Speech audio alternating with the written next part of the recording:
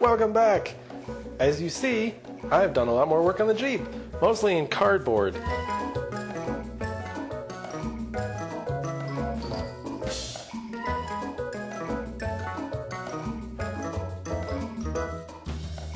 I have kind of a whole body here, sort of, with some details that I'll show you. And now I think it's time to take apart the mold, not the mold, the pattern, whatever it is. Can you mold cardboard? I'm not sure you can. Of course you can. They do it with egg crates. Anyway, I'm going to take this apart, lay it out on the floor, a space that I've cleaned underneath there that you can't see right now, and get an idea for how much sheet metal I need. From what I've seen, sheet metal is sold in like size sheets like 1x2 or 2x4 foot sheets at a certain thickness, and I kind of need to see how much I need to buy before I go buy some, obviously. I also need to figure out what kind of metal. It's been suggested I go for thicker aluminum because that'll be good and stiff but still strong, kinda, but light. I don't know. I kind of want to do some welding, so maybe I might start with steel. Haven't totally decided that, although I do have a method in mind to attach the plastic parts to the metal parts that I'm going to make, as suggested by someone online who has a surprising amount of experience fitting bodies on top of shell tubs that don't belong together. So I will just straight up listen to what he has to say. For this, I installed, or I just slid the axle back in with a wheel so you kind of get an idea of where it fits with the fender well. And it seems pretty nice. The actual Jeep has this curve here, which looks quite nice, and kind of a curve back here, which looks nice, and this arch closely follows the diameter of the actual tire, only quite a bit higher. So this, I think it'll look pretty nice. And then the front wheel, which I can't actually mount because I'm not going to use the, oh yeah, there we go. I'm not going to use the original steering rack. I still have to make a new one of those. The front wheel will probably go like here-ish. Maybe? I don't know how that looks in the perspective of the camera. But basically I'm moving it forward, and it's going to be kind of as low as that one is. Further in, because this is sticking out. I'm going to cut this off, but I just haven't got around to that part. I'm going to use kind of an unusual tool for this. The blade out of my block plane. And the reason is I can sharpen plane blades super duper sharp. So this is probably the sharpest blade I have. So if I run into any problems, I'm going to slice it with this. Alright, that wasn't a problem. But you see it forms kind of a shape here, which I calculated using a ruler and from freehand. There are a bunch of flanges underneath. But in the end, this is going to have kind of a flange too that I'm going to roll over nicely. But I'm going to mark this arch on the metal and then kind of add a flange to it when I cut. I'm not going to mark the flange and then guesstimate where to put this arch. So that's why I didn't have that there. The rest of these are just straight pieces with like inch flanges, so that's a bit easier to replicate. Not sure what I'll do with this bit yet, but you know. Planning. Carefully untape and unfold. Lay on the ground. I only have one of those for the pattern, but I'm going to need two of those in metal. Next step, removing this. Haven't even needed this the whole time. I'll just leave it in there. As you can see here, I did cut off a lot of the fender flare parts, and I also trimmed a bit under here to make this pattern fit nicely. That lifts off. Oh, I don't need this anymore. So now I'm going to take this thing apart piece by piece, being very careful. Some of these are pattern originals and some of them are copies. I think I will start with this. This piece was the last piece I stuck on, I think. And this is one and only piece, so I got to make sure this one's good. And I don't wreck it in any way. Now the plain blade comes into play. I do need to find some masking tape that's not so sticky. Remove drink from underneath. Now, how did I attach that? Who in their right mind designed this? I don't remember doing that piece at all. There. There we go. And now it's kind of still taped to itself. So to try to make this slightly less complicated, I made this whole top piece, including the front bit that's going to be in the engine bay or the battery bay, and the dash, all a single piece of metal. I'm hoping the fewer pieces I have to cut, the more easy it'll be to assemble. However, it's going to turn certain pieces of metal into like a giant origami adventure, kind of like this piece. You see, it was like this, but it folds flat like that. Cool, huh? Alright, that goes here. So 2 of those, 1 of those. That'll be quite a large piece of metal. Alright, so now this piece can come off. Going to be slightly less careful because I know this is a copy piece. I never actually folded up the pattern that I made using math. I want to show you something. So I cut these and taped them together, but you see how they're overlapping? Do not know if that's focusing. What that means is I'm going to cut a flat piece of metal and I'm going to have to shrink those sections together. Not fold them so they overlap, but shrink the metal. And I'm going to do so likely with a shrinker, maybe a hammer form. Don't really know yet, but I'm definitely going to play with as many tools as I can justify buying while making this.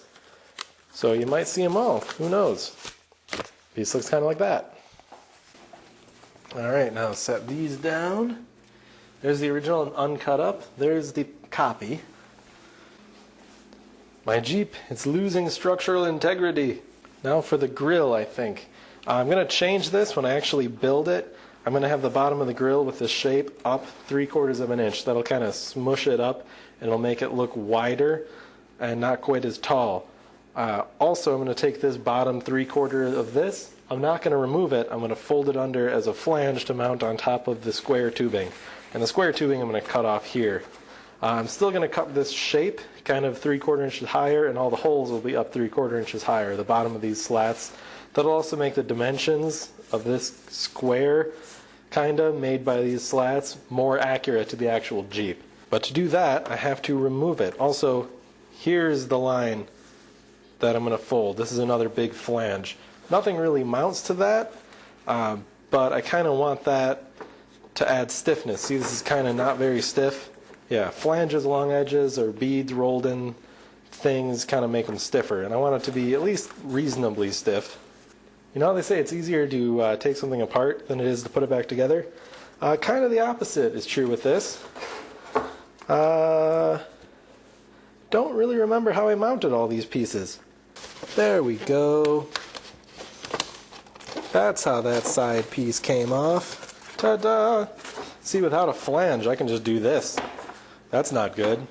One of the other advantages of the plain blade, I can slide it between the 2 pieces, and it'll just slice right through the tape that's between them. Kind of nice and easy like that. Because I keep my plain blades so razor sharp, I can use them nice and gentle like that. Although this and all of my other tools have kind of gotten a bit ruined because I use them to make a couple of different tools. I made a stretching mallet, which is unfinished, and a kind of forming anvil, both out of hickory, and hickory is great wood. It's really, really tough. I bashed the crap out of a bunch of metal with this, and it got dirty, but it didn't get dented. But it's so hard, it also ruins blades. So more maintenance is required there. Enough diversions, back to work.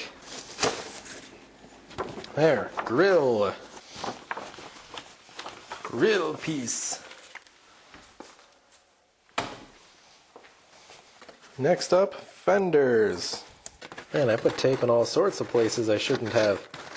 I was really trying to make this relatively rigid, and that's kind of hard when the whole thing's made out of paper.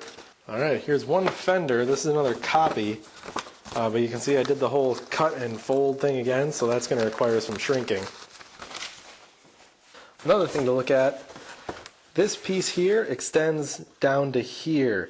In the actual Willys Jeep, it's kind of more up here, but extra length allows me to cut it back later, so it kind of has the seam in the right place. This piece goes all the way up to the top of here, so there's plenty of wiggle room. I sort of did the same thing with the side piece and this flap. the side piece extended 1/2 inch beyond this crease, and this crease goes, well, I think that's 2 inches. So if it ends up needing more length, I can do that. If it ends up needing to be shorter, I can always chop off, and we don't have a problem. I did a lot of similar things in woodworking. If I was going to make a custom piece of furniture and my measurements weren't perfect, like if there were angles and stuff and I didn't care to work out the math, I'd leave myself a little extra and then just kind of pare back to how much I need. You can see here I also did the whole cut and fold thing on the copy side panel. Here, they're not overlapping, they're leaving a gap. So that's an indication of stretching. I'll need to stretch the metal. Luckily, a shrinker comes with a stretcher, usually. It's also a lot easier to stretch metal than shrink it, or so I read. Alright, and there's the other part. Excellent. This one doesn't say original on it. You gotta keep those differentiated. Next, fender. I'm leaving the originals and the copies together because I'm going to need 2 of the original anyway, so it'll kind of give me an idea of how much I need total.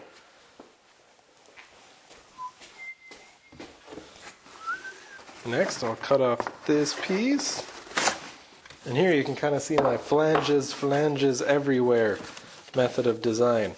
So there's flanges attaching to flanges, attaching under here, and this has flanges to attach to the top thing, because that's how things are going to be attached, either with rivets, or I can like braze the two together, or I can weld them, or I can do a combination of a bunch of things, but I need flanges. Oh, whoops, just cut into the fender, but that's a copy. I need to be more careful though. Here we go, side fender. This one doesn't say original or copy either. I was not diligent about keeping notes. That's bad, very, very bad. There we go, 2 pieces of fender. Boop, doop, doop, boop. Other side, being more careful this time, because this is an original.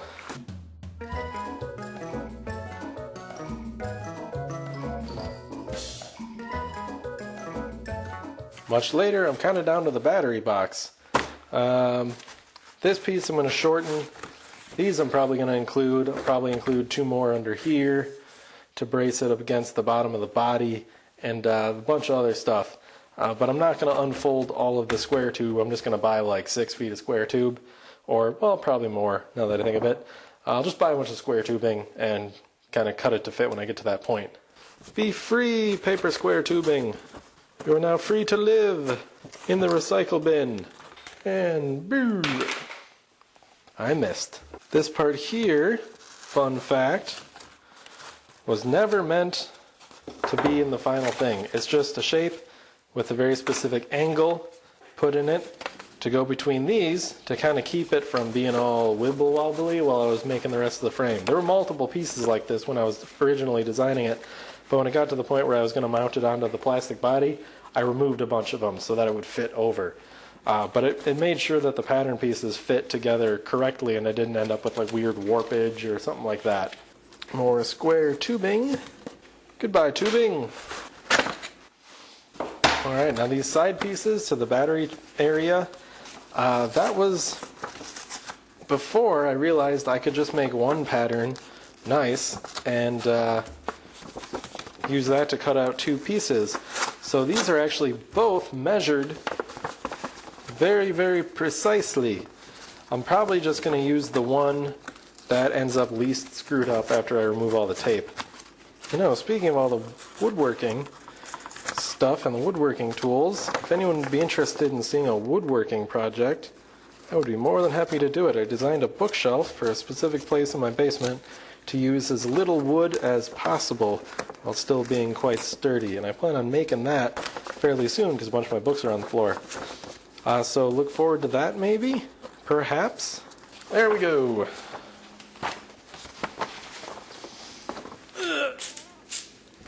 More and more and more. This, which is a fairly large piece, that I made with 2 pieces of paper taped together. I already had bought like big pieces. I don't know why I did that. Probably because I was building this at my desk in the basement with like a ruler and stuff, and the big paper was in the garage. That sounds like something I'd do. And then this piece was all cut out of one piece. I'm going to try to do that as much as possible. Use single sheets for things. I might try to figure out a way to combine some of the other pieces to make single larger pieces, although cutting out a rectangle shape and another sort of rectangle you could kind of see would make it easier to not waste materials, I think. And there we have it. All of the pieces taken apart, laid out on the ground. Okay, there's going to be more parts, more pieces obviously, some structure to like mount it. I also need like the rear trunk thing, but that's going to be a lot more complicated, so I'm going to worry about that later. I also need a hood, which I'm also putting in the worry about later category for future me to worry about. But to figure out how much metal I need, I'm just going to measure what's on the floor.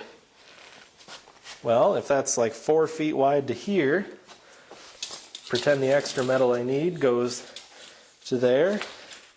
7 feet. 4 by 7 feet. 4 by 8. If I was making this out of plywood, I could get a single sheet. But that's not the end of the story. I'm going to need to figure out where to route some wires and, more importantly, this whole contraption. This top needs to go down 2 inches, which looks like there's plenty of plastic I can remove, but I need to measure up this bottom piece and figure out how that's going to work.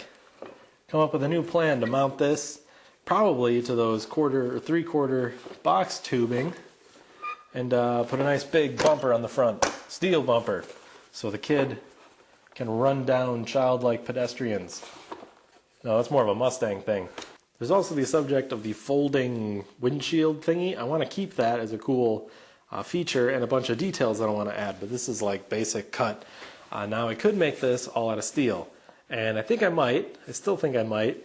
Or I could make it out of aluminum. Now the thing is, this whole project was about me learning how to fabricate things out of metal, and the next big project, like an actual car project that I want to work on, is all steel. 100%. I would be shocked if I found any aluminum anywhere on it. It's very old and kind of cruddy. So I might want to do steel just for the practice, although the next project's also a practice project. Clearly much thinking needs to be done. So if you have any suggestions for materials, perhaps some reasoning behind that, that would be great. I do not have a welder as of yet, but I'm going to get one fairly soon. Probably a MIG welder. Maybe a torch if I can swing that too, although getting multiple kinds of a machine I don't know how to use is kind of out of my budget and logic. By logic I mean I can convince my wife. So I might just go with one material out of ease. I haven't quite decided that yet. And also if you want to see the woodworking project, I can definitely film it. I'm going to be doing it like here in my garage. It'll be fairly simple, all solid wood. It will be interesting. I'm trying to make it light and be able to hold a ton of books. I was in grad school for like 8 years after college. I got a lot of books. A lot of books. So they need to be heavy duty because I'm going to stuff them to the top. And I might do other woodworking projects also, but this is kind of going to be my main project. I'm going to stick with like one project at a time. That way they don't snowball and then never get any of them done, you know. But getting projects done is going to be kind of hard. Between this video and the previous one, my wife gave birth to our second child. So the future driver of this after the older child. But it is going to cut into my time quite a bit. So I hope you enjoyed. Leave me a comment if you watched. Leave a like if you liked. And subscribe if you want to see future videos, I suppose. That's all for today. Thank you for watching. I'll see you next time. Bye.